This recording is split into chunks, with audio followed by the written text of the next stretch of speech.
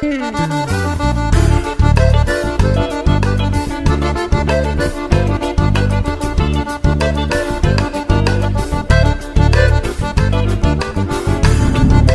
o presidente Jair Bolsonaro é um filhote da ditadura, todo mundo já sabia. Ele foi produzido na fornalha da Operação Lava Jato, cujo caldeireiro era Sérgio Moro e Deltan Dallagnol, ambos eleitos, um para senador e o outro para deputado federal.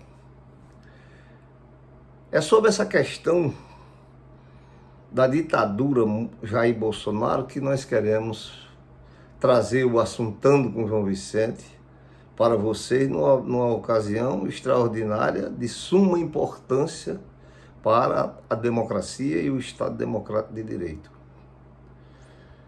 Como nós dizíamos, ele surgiu no golpe militar de 2016, surgiu como aquela figura apagada do baixo clero do Congresso Nacional.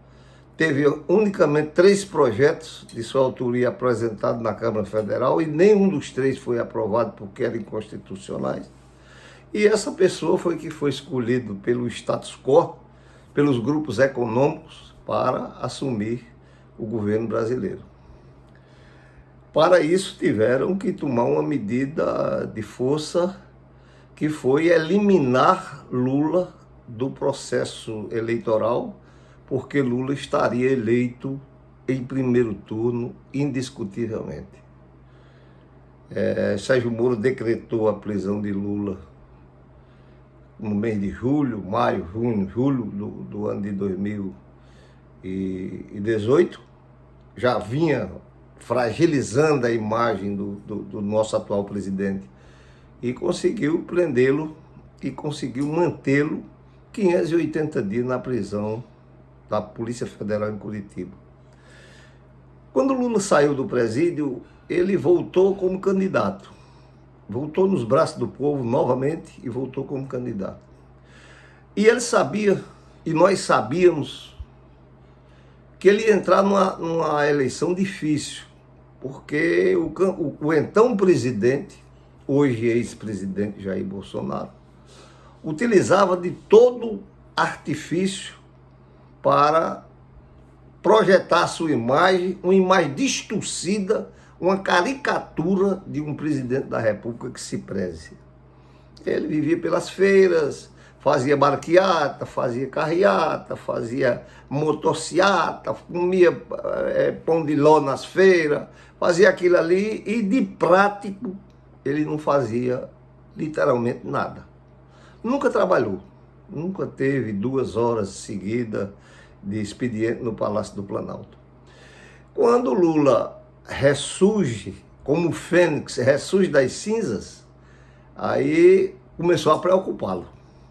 E começou a imprensa oficial e as milícias digitais a fabricar fake news, notícias falsas, informações distorcidas, e o presidente de então a fazer ameaças, a fazer bravata, a ameaçar, a questionar o sistema eleitoral, a fazer tudo o que fosse possível para continuar no seu segundo mandato, que, graças ao povo brasileiro, não aconteceu.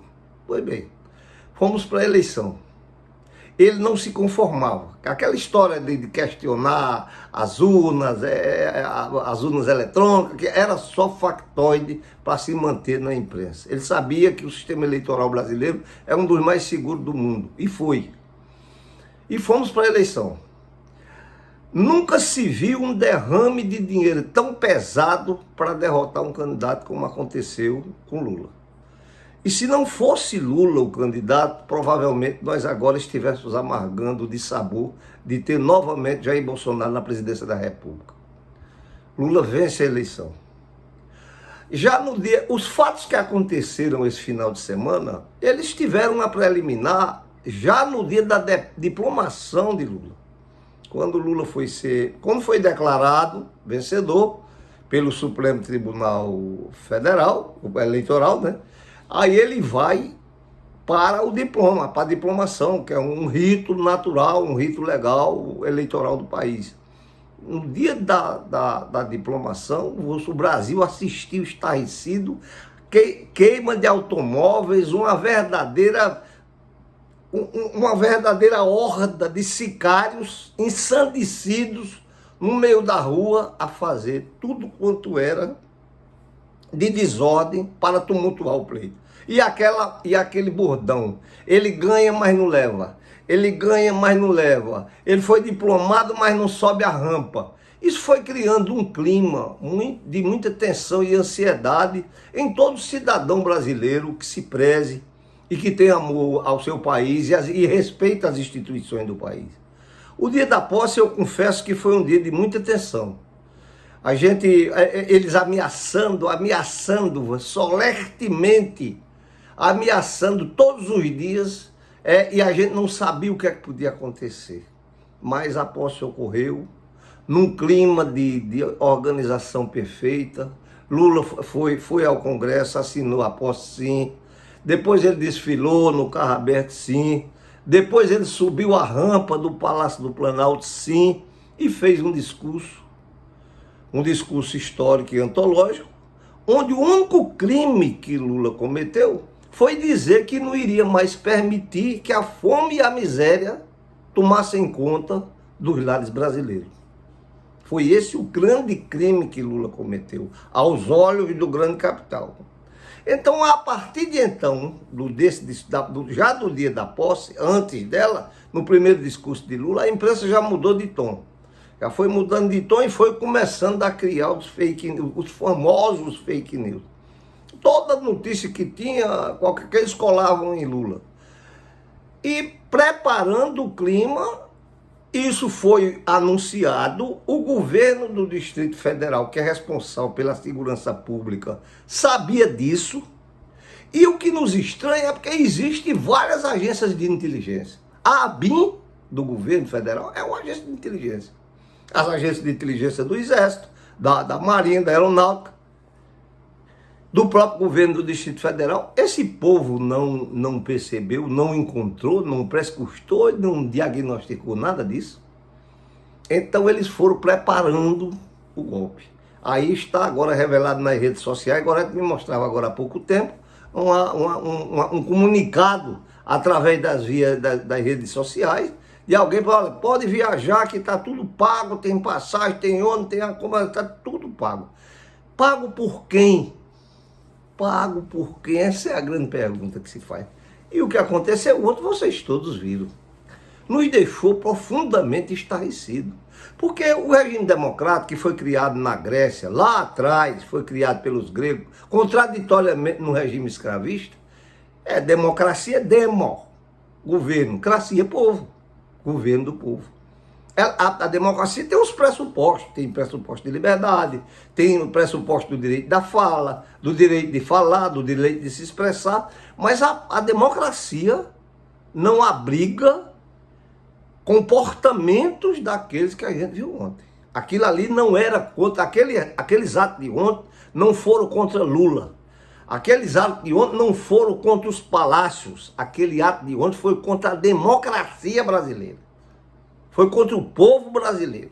É muito mais grave do que se pensa. É muito mais grave do que se pensa.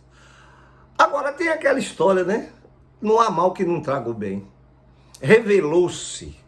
Finalmente o rei estava nu. Foragiu-se, foi para os Estados Unidos. Antes da posse, já com medo de ser preso. Ele sabia do que tinha feito. Ele foragiu-se. Ninguém sabe quando volta. E se volta. Então, mas mesmo assim ele estimulou os sicários, esses desordeiros, esses criminosos que aqui ficaram, a defender uma causa esdrúxula. É o que é que eles queriam. Todo mundo que faz reivindicação, se você fizer reivindicação por salário, você reivindica salário, melhores condições de trabalho, melhores condições de moradia, melhores condições de saneamento. O que é que eles reivindicavam? Que a eleição fosse nula e que Bolsonaro continuasse no governo. Simplesmente isso, sem tirar nem pôr. Então ontem foi a gota d'água. E o pior, com o apoio do governo do Distrito Federal e a conivência dele e da polícia. Eles transitaram 6 quilômetros a pé, acompanhados, pagiados pela polícia do Distrito Federal. Iam sendo levados para aquela depredação violenta, absurda, cebosa que aconteceu ontem, nos próprios públicos, nos prédios públicos, tombado pelo patrimônio histórico, uma riqueza arquitetônica que o mundo reverencia. Aquilo foi um projeto de Oscar Niemeyer, pois eles entraram lá para quebrar tudo, quebrar, se apropriar. Até uma tela de Cavalcante que tinha na parede, eles deram 6 furadas de faca na tela. Aquilo não foi na arte, que eles não entendem de arte. Eles feriram o coração do povo. Então, eu acho que o presidente reagiu na hora correta, o Ministério da Justiça reagiu na hora correta e tomou a rédea do controle da segurança pública. Não há mais condições de se manter, na nossa humilde opinião, não há mais condições de se manter o seu Ibanez Rocha no governo do Distrito Federal. É ali onde está o cerne, o coração da República. Ali a segurança é pública, sim, mas tem segurança também com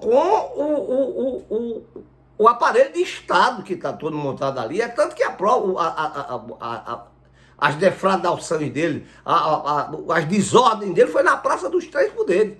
Aqui estava o Supremo, aqui estava o Palácio do Planalto e aqui estava a Câmara e o Senado Federal. Eles desafiaram o Olimpo. Eles imaginaram que ontem o golpe seria dado. No dizer do ministro Barroso, perdeu, mané. Perdeu. E agora o rei está realmente nu. Acabamos de assistir com muita satisfação e orgulho o desmonte daquela pantomima que tem na Epitácio Pessoa desde antes da eleição, que foi permitida também, que não era para aquilo ter permitido. Mas tudo tem seu tempo. Nós vamos voltar, eles não vão se satisfazer. O que eu quero apelar daqui é para as pessoas de boa vontade, aqueles que acreditam no país, aqueles que acreditam no projeto que Lula comanda, eles irão voltar. Compete a nós, depende de nós que o circo esteja armado. Então, vamos nos armar de argumentos. Vamos nos armar de argumentos para que a gente possa fazer o contraponto com aqueles ensandecidos e fazer com que a democracia perdure e que o projeto administrativo prossiga. O país está sofrendo. O país não merece isso. Eles não gostam do país. Eles detestam tudo. Tudo que contrarie a idiosincrasia louca deles, eles não gostam. Estão passando por aquilo ali. E o pior que tem, pessoas que a gente nota que não tem. E tem gente da academia. Tem pessoas acadêmicos que estão participando de uma pantomima daquela. Que pena. Tem muita gente decepcionada com alguns colegas professores que estão naquele processo ali. Eu tranquilizo vocês, não fiquem assim. Essa pessoa sempre foi assim. Vocês aqui não enxergavam, mas ela terminou se revelando. E isso não é bom? É bom. Sempre as mentiras têm perna curta. Então, gente, com certeza, nós hoje estamos aqui contando a história. O Brasil ressurgiu, a democracia ressurgiu, a democracia se fortaleceu e o povo vai defender a democracia a qualquer custo. A essas alturas do campeonato, estão fazendo a limpeza, a asepsia daquela pasmaceira, daqueles vândalos, desordeiros, e para que o Brasil possa retomar a normalidade. O assuntando com o João Vicente não poderia ter sido mais palpitante do que o dia de hoje. Eu estou saindo agora mesmo eu estou de saída para o Sindicato dos Bancários, onde foi chamada uma reunião que vai acontecer por hoje, desde ontem já vinha acontecendo, e vai perdurar. A gente vai lá discutir avaliar os atos de ontem e analisar o nosso comportamento. Nós não podemos errar. Nós não temos o direito de errar. Nós temos que analisar ponto a ponto para que nós possamos nos conduzir de uma forma exitosa na construção do processo democrático. Um grande abraço para vocês, hein?